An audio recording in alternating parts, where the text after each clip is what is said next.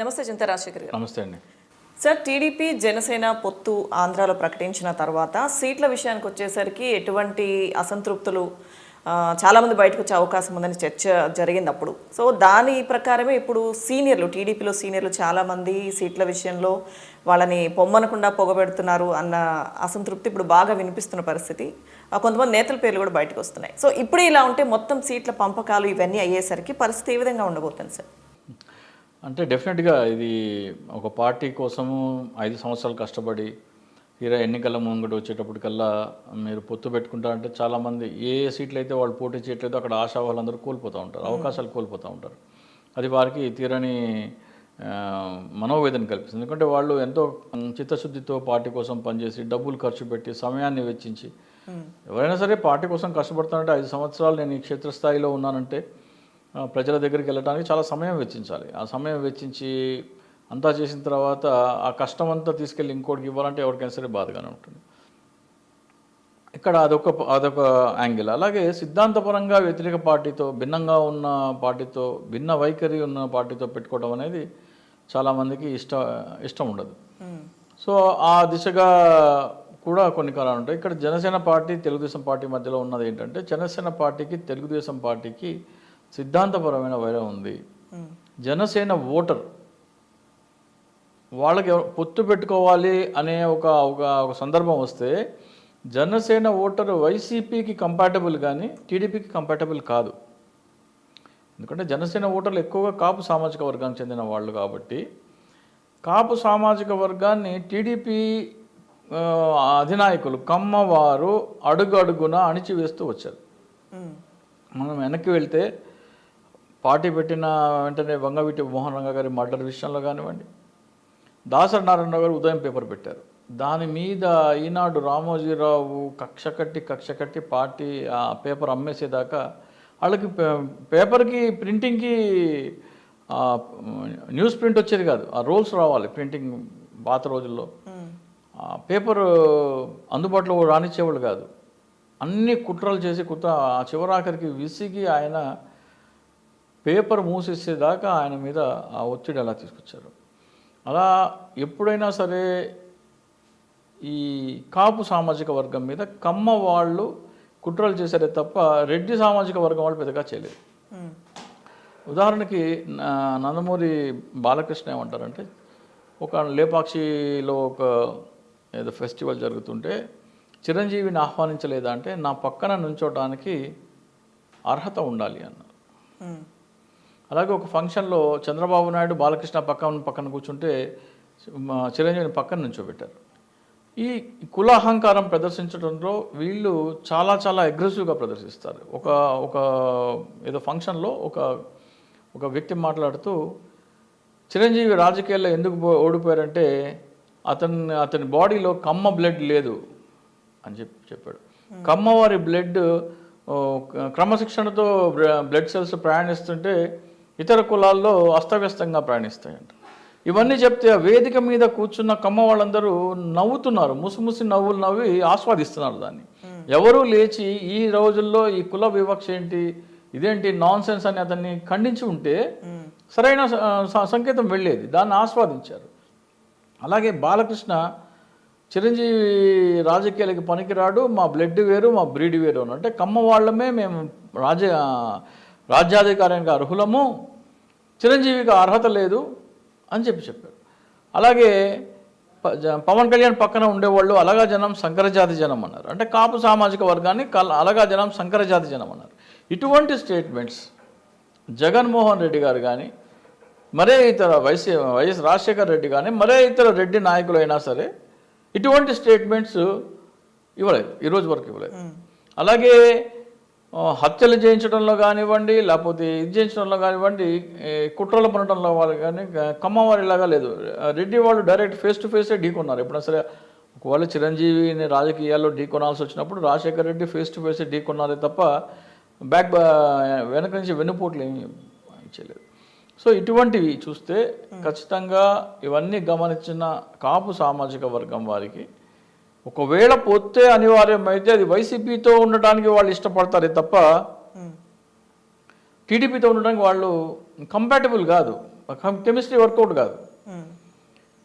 ఆ నేపథ్యంలోనే జరిగినవి ఘర్షణలు ఉభయ గోదావరి జిల్లాల్లో ఇటీవల సమన్వయ సమావేశాల్లో. సో చాలా చోట్ల ఘర్షణలు జరిగినాయి. ఆ ఘర్షణలు జరిగితే నేను తెలుగుదేశం వాళ్ళు ఒక మాట అంటే దానికి రిటాలియేట్ అయ్యి జనసేన వాళ్ళు రెండో మాట అంటాం, అలా పెరిగిపోతే పవన్ కళ్యాణ్ ఏం చెప్తున్నాడు, తెలుగుదేశం వాళ్ళు ఒక మాట అన్నా సరే మీరు బాధపడకూడదు, మీరు పట్టించుకోకూడదు, మీరు తిరిగి సమాధానం చెప్పకూడదు. ఎందుకంటే వాళ్ళు సీనియర్లు, పెద్ద పెద్ద పదవుల్లో అనుభవించిన వాళ్ళు.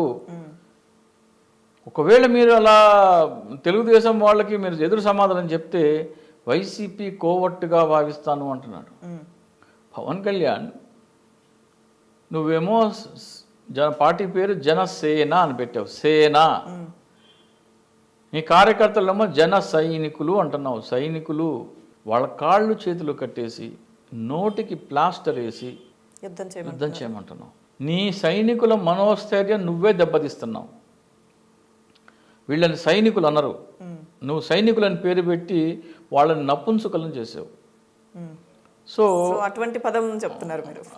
అంటే నపుంసకులు అంటే దానికి అంటే ఎఫెక్టివ్నెస్ లేనివాడు, కరేజ్ లేనివాడు. చూశాను డిక్షనరీలో నపుంసకులు అనే పదానికి ఎవరికైతే ధైర్య సాహసాలు లేవో, ఎవరైతే పోరాడలేని వారో, ఎవరైతే ఇన్ఎఫెక్టివ్ అంటే ప్రభావం చూపలేని వాళ్ళు, సామర్థ్యం చూపలేని వాళ్ళని కూడా నపుంసకుడు అంట. సో నువ్వు సైనికులు అని పేరు పెట్టి సామర్థ్యం చూపలేకుండా వారిని కట్టడి చేస్తుంటే నువ్వు ఎవరి కోసం పార్టీ పెట్టావు? సో ఇప్పుడు అసమ్మతి ఉన్న వాళ్ళలో ఆ సామాజిక వర్గానికి చెందిన వాళ్ళు కూడా ఉన్నారు కదా సార్. ఎందుకంటే టీడీపీలో సీనియర్ నేత గోరంట్ల బుచ్చయ్య చౌదరి గారు, గతంలో కూడా ఒక సీనియర్ నేత పేరు వచ్చింది. ఇప్పుడు ఆయన తీవ్ర అసంతృప్తిలో ఉన్నట్టు తెలుస్తుంది. ఎందుకంటే ఉమ్మడి అభ్యర్థిని వీళ్ళిద్దరూ కలిసి రాజమండ్రి రూరల్లో నిలబెట్టబోతున్నట్టుగా. సో అక్కడ కందుల దుర్గేష్కి ఏదో అవకాశం ఇద్దామని, ఈయనేమో గోరంట్ల బుచ్చయ్య చౌదరి గారినేమో ఎంపీగా పంపిద్దాం అనుకుంటే అక్కడ ఎంపీ పాత అభ్యర్థి ఎమ్మెల్యే ఆదిరెడ్డి భవానీ గారు ఉన్నారు కదా, ఆవిడ హస్బెండ్ పేరు వినిపిస్తుంది. సో పొమ్మనకుండా పొగ పెడుతున్నారు అన్న ఒక ప్రచారం జరుగుతుంది సార్. అంటే పొమ్మనకుండా పొగ పెడుతున్నారంటే జనసేనలో కూడా అదే జరిగిందండి. అంటే రాజకీయాలు అలా ఉంటాయి. వాళ్ళకి అధికారమే పరమావధి, నా అధికారమే పరమావధి, పార్టీ అధ్యక్షుడు అధికారమే పరమావధి. ఇక్కడ జనసేన పార్టీ కూడా ఇదే కుతంత్రం 2019 ఎన్నికల్లో చేసింది. ఇది కాపుల పార్టీ అని కాపులని నమ్మించి కాపులని వైసీపీకి ఓటు వేయకుండా ఏం చేశారంటే వీళ్ళు పార్టీలోకి పెద్ద ఎత్తున కాపు నాయకులందరినీ ఆహ్వానించారు. తోట చంద్రశేఖర్ గారు, చింతల పార్థసారథి గారు, జేడి లక్ష్మణ్ గారు, ఆకుల సత్యనారాయణ గారు, ఆర్టీఐ విజయబాబు గారు, అద్దేపల్లి శ్రీధర్ గారు, ముత్తంశెట్టి కృష్ణారావు గారు, వీళ్ళందరినీ పిలిచారు. వీళ్ళందరినీ పిలిస్తే ఈ కాపులందరూ ఆకర్షితులై ఇది కాపుల పార్టీ అనే తీసుకొచ్చి కాపులందరూ వైసీపీకి ఓటు వేయకుండా జనసేనకు ఓటేస్తారని భావించారు.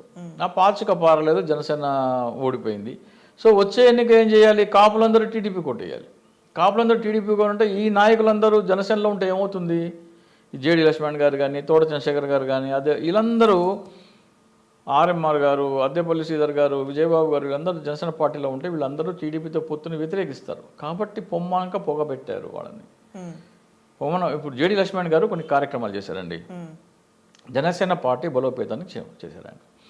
జనసేన పార్టీ బలపడటానికి కార్యక్రమాలు చేస్తే పవన్ కళ్యాణ్ మొన్న ఏమంటున్నాడు, నా మీదే పెత్తనం చెలాయించాలని మీ పార్టీ బలోపేతం చేయాలంటే, మీ పార్టీ బలోపేతం చేసే కార్యక్రమాలు చేయాలంటే అది మీకు ఇష్టం లేదు. కానీ జేడి లక్ష్మణ్ గారికి మీరు ఒక పార్టీ చంద్రబాబు నాయుడుదని, మీరు కేవలం బినామీ అని, మీ పార్టీ బలపడడం మీకు ఇష్టం లేదని వాళ్ళకి తెలియదు కదా.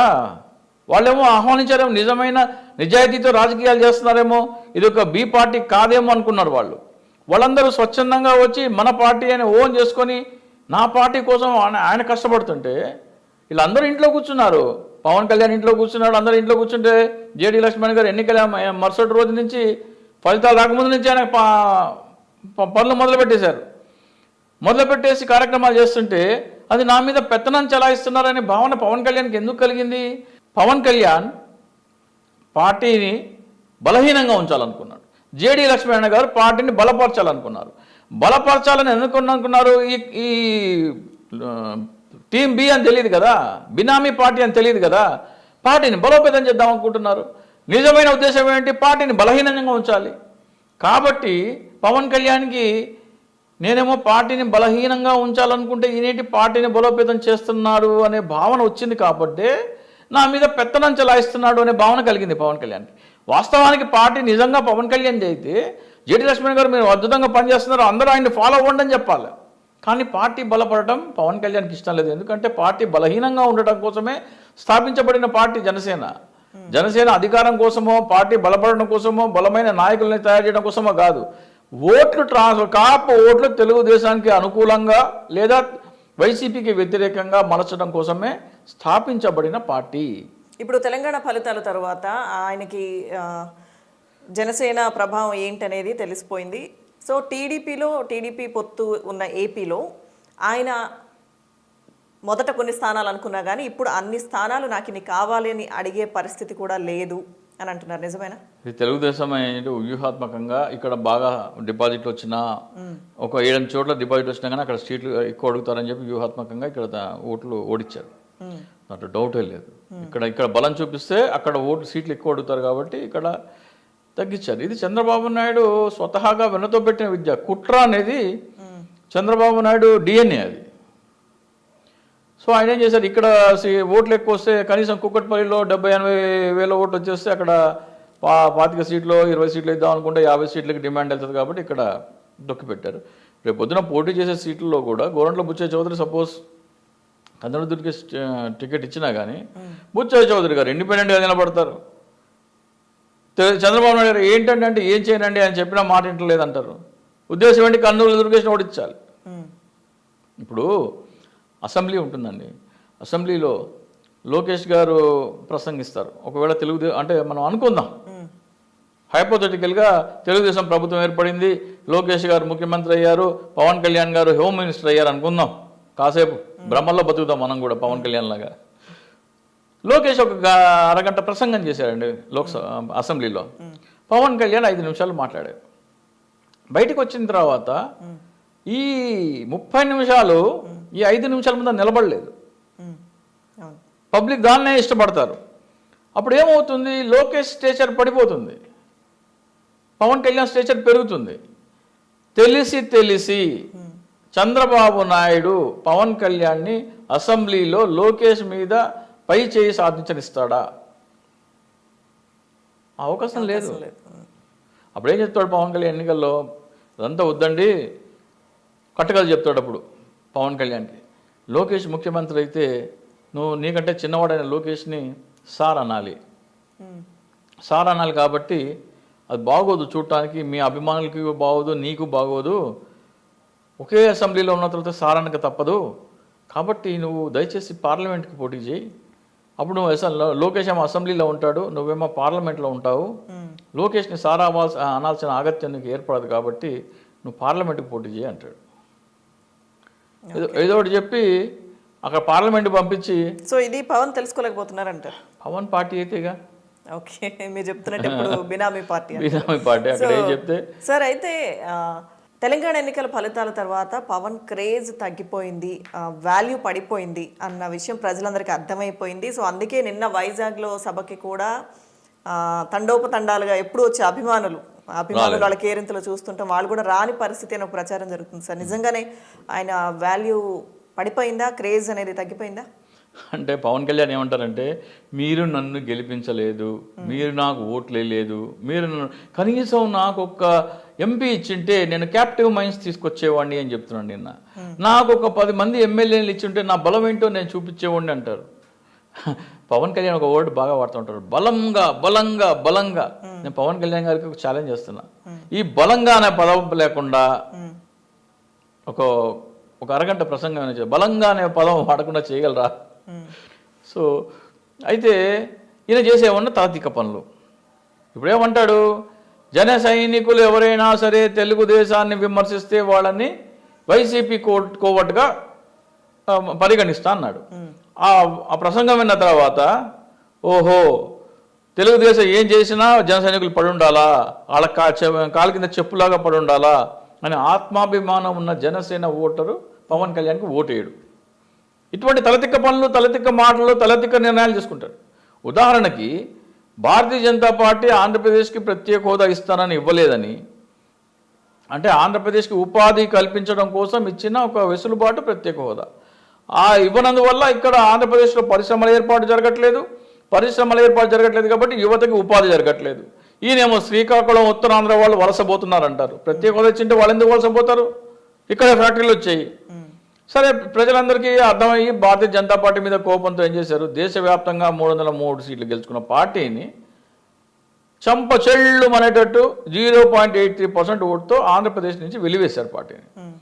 అటువంటి పార్టీతో పవన్ కళ్యాణ్ పొత్తు ఎట్లా పెట్టుకుంటాడు? ప్రజల ఎంత కోపం ఉందో ప్రజలకి. దేశవ్యాప్తంగా 300 సీట్లు గెలిచి మోడీ ప్రపంచం నడుస్తున్న వేళ ఇక్కడ 1% ఓటు కూడా ఇవ్వలేదంటే ప్రజలకు ఎంత కోపం ఉంది? ప్రజల మనసులు ఎంత గాయపడ్డాయి? రాష్ట్రానికి ఎంత ద్రోహం చేశారని ప్రజలు భావిస్తున్నారు? ఇవన్నీ పరిగణలోకి తీసుకోవాలి కదా పవన్ కళ్యాణ్. ఇప్పుడు రాజకీయ నాయకుడు అంటే ఏంటి? ప్రజల మనసులు చూడాలి, మనసులు చదవాలి, వాళ్ళ అవసరాలు చదవాలి, ఇవన్నీ చదివి కదా వ్యవహరించాలి. అటువంటి పార్టీతో నువ్వు పొత్తు పెట్టుకున్నావు. పోయినసారి బీజేపీని వెలివేశారు, ఈసారి బీజేపీతో పొత్తు పెట్టుకున్న పవన్ కళ్యాణ్ని వెలివేస్తారు. ఇది నేను ఛాలెంజ్ చేస్తున్నాను. పవన్ కళ్యాణ్ భారతీయ జనతా పార్టీతో పొత్తులో ఆంధ్రప్రదేశ్లో పోటీ చేస్తే ఒక్క సీటు రాదు. టీడీపీ లేకుండా ఒక్క సీటు కూడా రాదు. టీడీపీ జనసేన బీజేపీ కలిసి పొత్తు పెట్టుకుంటే ఆ 3 కూటమి కూడా ప్రజలు ఓడిస్తారు. భారతీయ జనతా పార్టీ అంతటి నమ్మక ద్రోహం చేసింది రాష్ట్రాన్ని. ఏమంది, తల్లిని చంపేసి బిడ్డని బతికిచ్చారు అని చెప్పిన మోడీ ఎంత దగా చేశాడు, ఎంత నయవంచన చేశాడు ప్రత్యేక హోదా విషయంలో. ప్రత్యేక హోదా ఇస్తేనే ఆంధ్రప్రదేశ్ ఆర్థికంగా స్వయం సమృద్ధి సాధించగలదని తెలిసిన తర్వాత కూడా దానికి కుంటి సాగులు చెప్పాడు. దానికి చంద్రబాబు నాయుడు వత్తాసు పలికాడు. అంతటి ద్రోహం రాష్ట్రానికి చేసిన పార్టీలతో పవన్ కళ్యాణ్ చూడండి, ప్రత్యేక హోదా వద్దు మాకు అని బాండ్ పేపర్ మీద రాసిచ్చిన వ్యక్తి చంద్రబాబు నాయుడు. ఆ చంద్రబాబు నాయుడు అంటే పవన్ కళ్యాణ్కి ఇష్టం. ప్రత్యేక హోదా ఇవ్వము అని ఎగ్గొట్టిన పార్టీ బీజేపీ. ఆ బీజేపీ అంటే పవన్ కళ్యాణ్కి ఇష్టం. వీళ్ళిద్దరూ రాష్ట్రానికి అభివృద్ధి నిరోధకులు. రాష్ట్ర అభివృద్ధికి వెన్నుపోటు పొడిచిన ద్రోహం చేసిన నాయకులు వీళ్ళిద్దరితో పొత్తు పెట్టుకొని ఆంధ్రప్రదేశ్లో ఉపాధి లేదు, ఆంధ్రప్రదేశ్ అభివృద్ధి సాధించట్లేదు, ఉపాధి లేదు అని మాట్లాడతారేంటి? ఉపాధిని నిట్ట నిలువునా ముంచేసింది మోడీ, చంద్రబాబు నాయుడు. వాళ్ళతో పొత్తుకు తహతహలాడుతున్నాడు. చెమట రక్తం చిందించి కింద మీద పడి ఎలాగో అలా పరిశ్రమ తీసుకొస్తున్న జగన్మోహన్ రెడ్డి అంటే ఈయనకు పడట్లా. సో పవన్ కళ్యాణ్ని క్రేజ్ ఎందుకంటే పవన్ కళ్యాణ్ చేసే తలతిక్క పనుల వలన, తలతిక్క నిర్ణయాల వలన ప్రజలు పవన్ కళ్యాణ్ని ఓడిస్తున్నారు. నాకు ఓటే లేదు నన్ను గెలిపించలేదు ఏడ్చే బదులు సరైన నిర్ణయాలు తీసుకొని ప్రజలకు ఉపయోగపడే నిర్ణయాలు తీసుకుంటే బీజేపీతో పోరాడు. 303 సీట్లున్న బీజేపీతో వేరీ స్పెషల్ కేటగిరీ స్టేటస్ 25 సీట్లు వచ్చి పడతాయి. 25 సీట్లు గెలుస్తావు నువ్వు. మోడీకి జీ హుజూరు అని అంటే అంతకుముందేమో మోడీతో పోరాడతానని, ఇప్పుడేమో జీ హుజూరు అంటే పడవు. దానికి ఏమంటాడు, నేను ప్రత్యేక హోదా కోసం పోరాటం చేస్తే ఎవరు నాతో కలిసి రాలేదంటారు. ఏం చేసావు? రామవరపాడు రింగ్ రోడ్ నుంచి బెంచ్ సర్కిల్ మధ్యలో 3 కిలోమీటర్లు నడిచావు. దాన్ని పోరాటం అనరు. కంటిన్యూస్గా వీక్లీ